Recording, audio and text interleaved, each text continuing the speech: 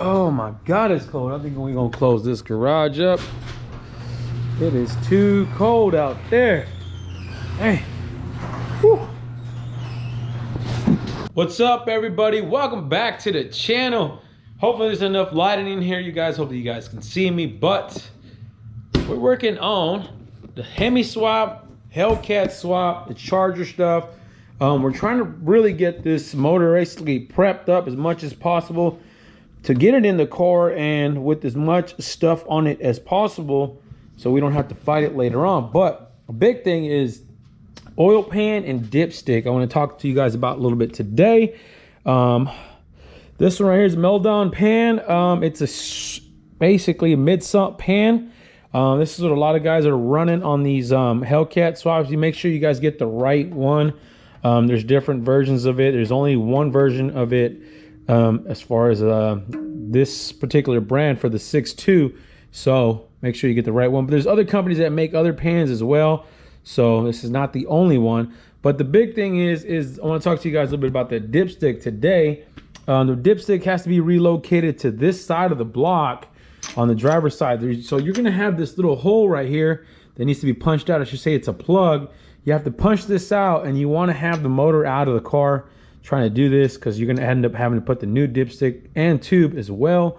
So you want to, I took the pan off and punched it out from the bottom side, and then it'll pop right out. So let's go to the goods, show you what we just got in the mail.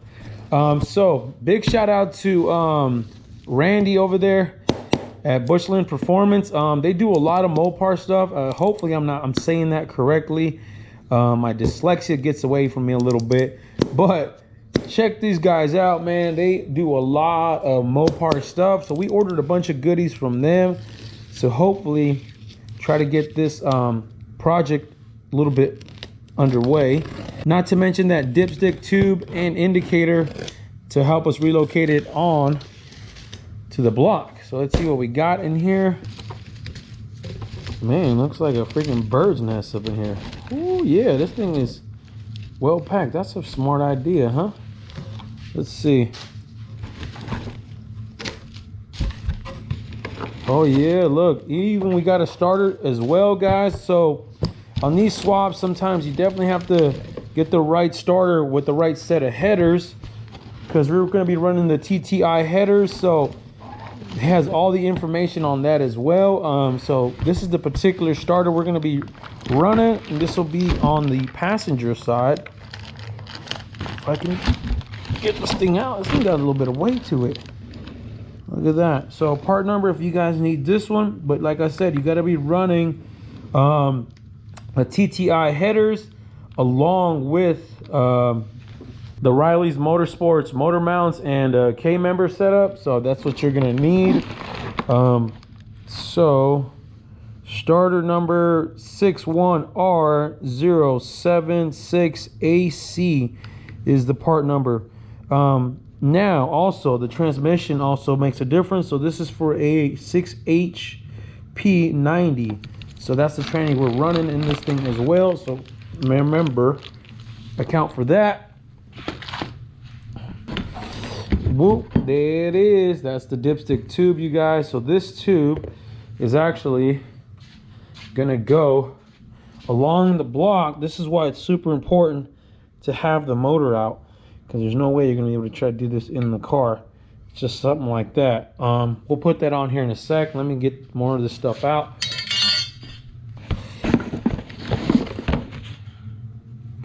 Indicator.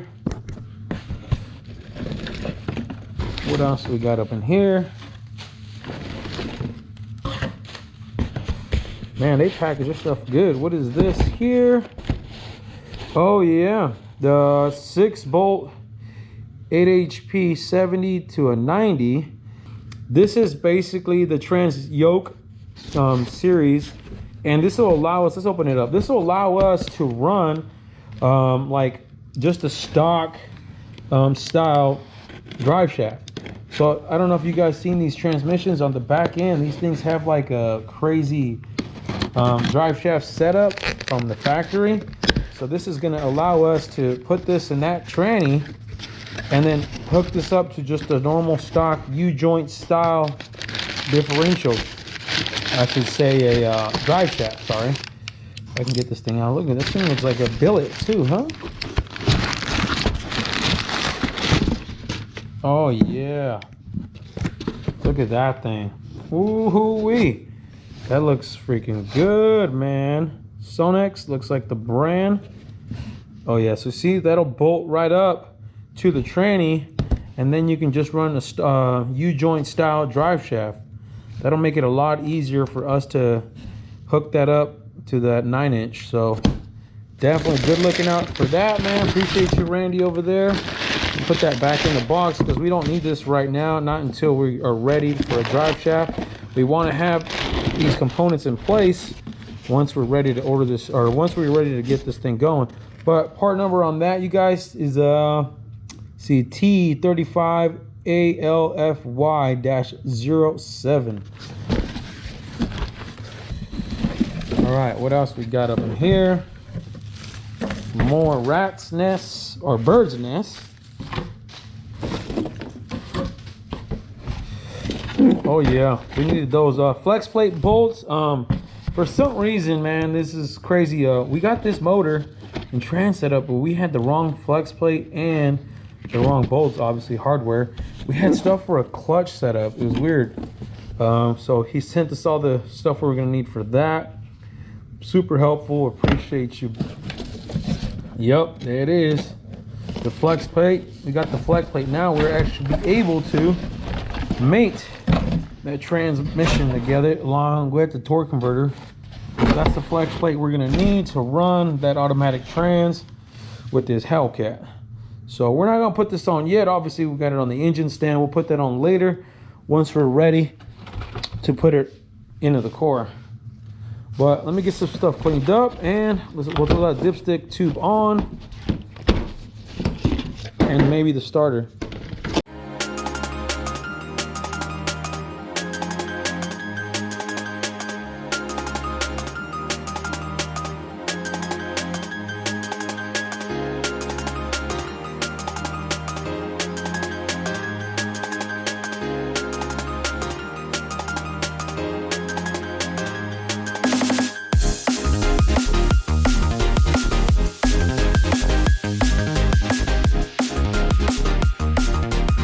Damn, y'all, it took me longer to get this freaking indicator opened up out of the package than it was to put actually a tube on. But we got it open, it's on there.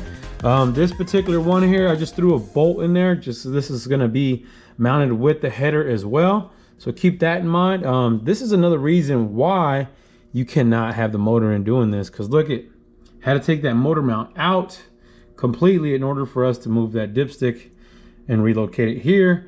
But in here, I also just put a little dab of oil on the seal and everything before I knocked it in there.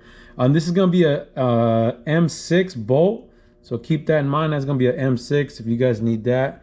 But good, we're good on that. Part number, if you guys need the part numbers on these, dipstick is 61RA757, and the tube is gonna be 61RA683. So that's that. Let's see if we can get that starter on. If not, I'm gonna see if we actually can get the harness lace on here, so that way we have everything landed and ready to go. What do we got up in here? Oh yes sir, little Hemi Mopar cat standalone harness, y'all. Well, I think it's time to lace this thing on here. Look at that. All brand new. Everything labeled. It looks good. Oh yeah. I think it's 2 harnesses, believe it or not. Sure is 2 separate harnesses. Oh yeah, battery box and everything. Let's see what else we got up in here. We'll get as much as we can on the motor today. If you guys need that part number. What else we got? What we got here? Looks like an in-tank boot. In-tank boot. Gas pedal. Gas pedal. Gas pedal. Don't need that. You're gonna have to figure out how to mount that. We gotta put the brakes in first. What do we got here? Parts and accessories. Looks like some NOx and no, that's actually O2 sensors. Yeah, O2 sensors. What do we got here? Some kind of module, interface bus. I have to read up on that a little bit, see what's good. Looks like a ground. It's a hefty little ground. And oh yeah, this is the actual ECU itself. The standalone pre-tune from Mopar. Gentlemen, that looks good. Mopar performance. All right, y'all, let's see what we can get up in this motor. We got to get it pre-laced in. See what we can do.